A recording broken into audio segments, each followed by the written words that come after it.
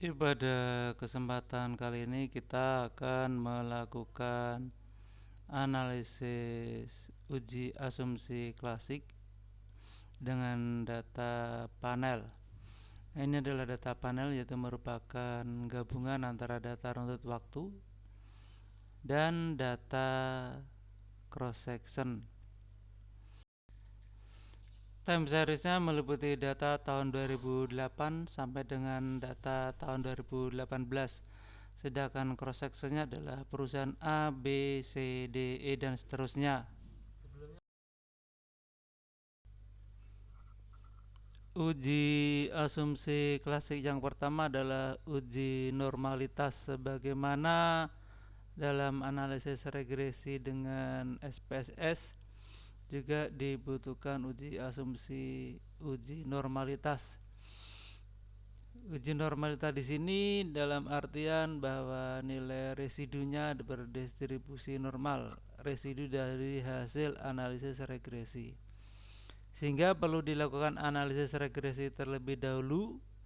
Kemudian setelah dilakukan analisis regresi dengan EViews, dilakukanlah prosedur view, kemudian residual statistik dan uji normalitas. Ini adalah hasilnya. Nah, dari hasil uji ini, jika probability-nya kurang dari 0,05, data berdistribusi tidak normal. Uji asumsi klasik berikutnya adalah uji multikolinialitas, yaitu asumsi yang di dalamnya berisikan bahwa variabel bebas yang digunakan di dalam analisis regresi tidak boleh saling berhubungan, tidak boleh saling berkorelasi. Oleh karena itu, kita akan melakukan prosedur analisis korelasi dengan menu quick, group statistik, dan correlation. Selanjutnya diisikan variabel bebas yang akan diuji korelasinya. Kemudian klik OK. Ini adalah hasil dari analisis korelasi, ya. Tidak terjadi multicol jika korelasinya lebih kecil dari 0,8. Setelah di cross check dengan output SPSS, nilai VIF-nya kurang dari 5, sehingga dikatakan tidak terdapat multikoliniaritas. Uji selanjutnya adalah uji heteroskedastisitas. Tujuannya adalah untuk menguji apakah dalam model regresi terdapat ketidaksamaan varian dari residual suatu pengamatan ke pengamatan yang lainnya. Jika varian dari suatu pengamatan ke pengamatan yang lain sama, maka disebut homoskedastisitas. Dan jika varian berbeda, maka disebut heteroskedastisitas. Nah, regresi yang terbaik adalah regresi yang terbebas dari heteroskedastisitas. Oleh karena itu, kita akan melakukan uji heteroskedastisitas dengan meregresikan variabel bebas terhadap nilai absolut residual dari analisis regresi tersebut. Kriteria yang digunakan yaitu jika nilai probabilitasnya nanti lebih dari 0,05, berarti tidak ada heteroskedastisitas. Jika nilai probability dari hasil regresi kurang dari 0,05, berarti ada permasalahan heteroskedastisitas. Oleh karena itu, perlu dilakukan analisis regresi untuk menghasilkan nilai residu. Dari nilai residu tersebut kemudian diabsolutkan.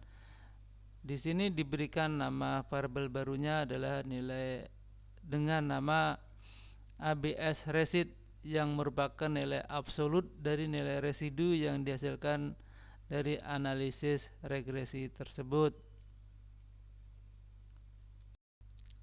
Ini adalah prosedur untuk melakukan analisis regresi, yaitu regresi variabel bebas X1 sampai X4 terhadap nilai absolut residual sesuai dengan box equation estimation yang ada di sebelah kanan ini. Ini adalah hasil analisis regresi variabel bebas X1 sampai X4 terhadap variabel terikat absolut residu. Hasilnya, jika probability-nya kurang dari 0,5 terdapat heteroskedastisitas.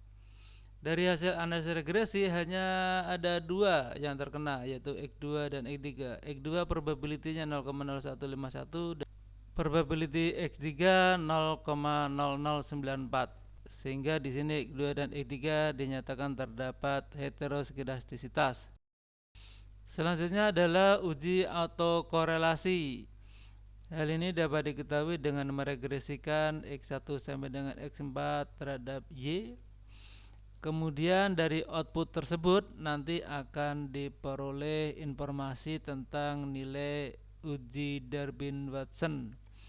Nah, berikut ini adalah hasil analisis regresi di mana terdapat output yang memberikan informasi tentang nilai uji Durbin-Watson-nya.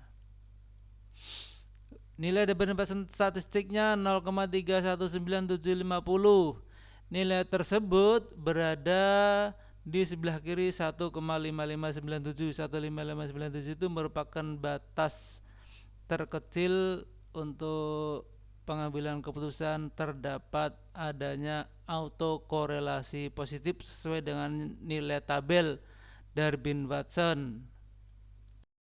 Uji selanjutnya adalah uji linearitas. Untuk pemenuhan uji linearitas ini maka dilakukan proses ulang dari awal di mana terdapat proses unstruktur dalam analisis uji asumsi klasik uji linearitas ini.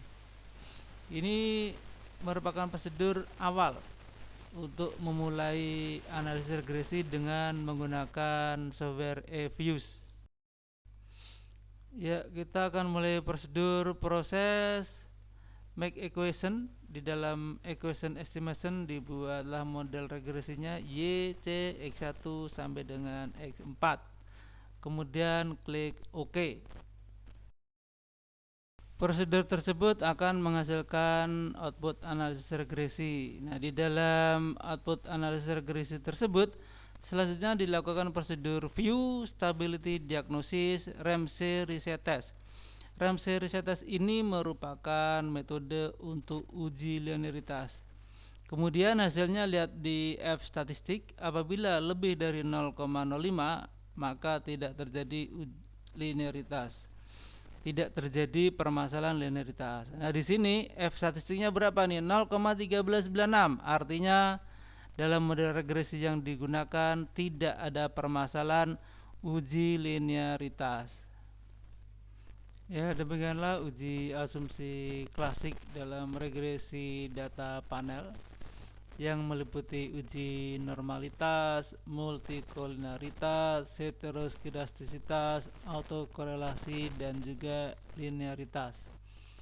Semoga ini bisa menjadi panduan di dalam menganalisis regresi data panel dengan menggunakan eViews dan bermanfaat untuk membantu pengolahan data penelitian saudara sekalian. Terima kasih.